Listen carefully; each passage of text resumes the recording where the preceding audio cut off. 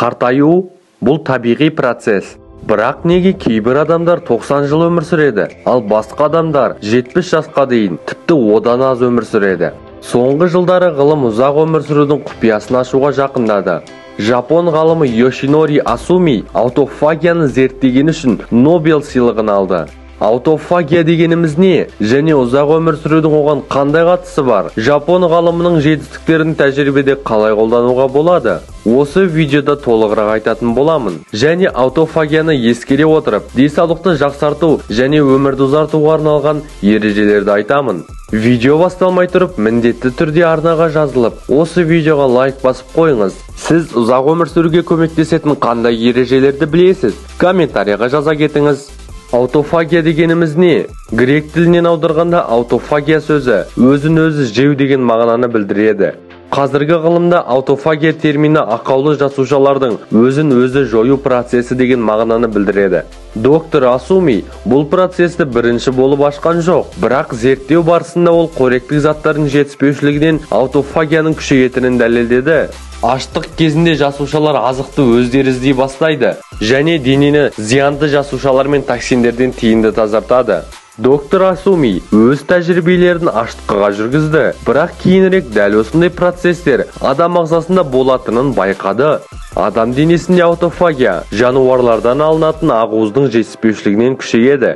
Аштықтың өзі денені тазартуға көп көмегін тигізеді. Аутофагия механизмі.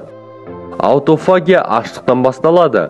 Қоректік заттарды жеткіліксіз қабылдау қандағы глюкоген гормонының деңгейін жоғарылатады және инсулин гормонының деңгейін төмендетеді.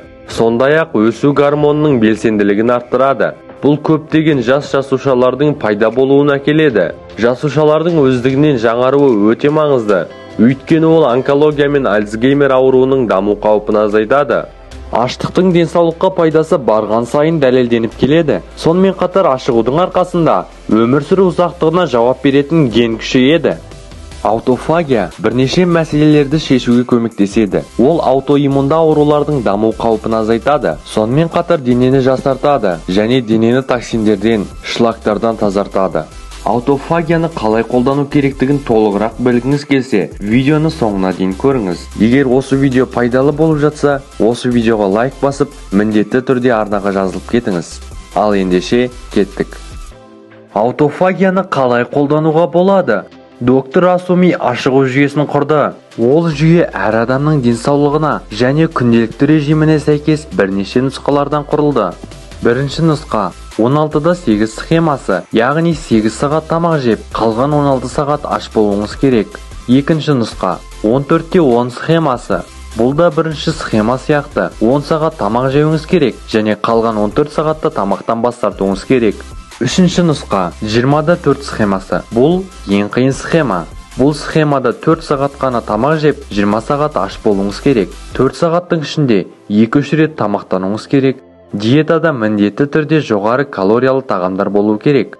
Ашығу кезінде суды кем дегенде 1,5 литр ішу керек. Осы тамақтануды бастау үшін тамақты аз-аздан жеуге кірісуіңіз керек. Сондай-ақ әл-ауқатыңызды бақылаңыз. Жүрек айнуы, бас айналуы, немесе аштықтан әлсіздік болып жатса, бұл диетаны ұстануға кеңес бермеймін. Құрғақ ашығу аптасына 1 рет рұқсат етіледі. Бұл ашығуды кімдерге қолдануға болмайды? Физикалық түрде көп жұмыс жасайтын адамдарға бұл әдісті қолданудың қажеті жоқ. Олар күндіз күні бойы физикалық түрде жұмыс істейді. Оларға көп энергия керек болады. Бұл ережені отырып жұмыс істейтін, яғни мимен жұмыс істейтін адамдар қолдана алады. Оларға 2 уақыт аз-аздан тамақтанса жеткілікті. Өмірді ұзартуға көмектесетін мұндай әдістердің пайдасы қазірдің өзінде дәлелденген және көп адамдар осы әдістерді денсаулығын қалпына келтіру үшін пайдаланады. Сіз осы әдістерді ұстанасыз ба? Комментарияға жаза кетіңіз.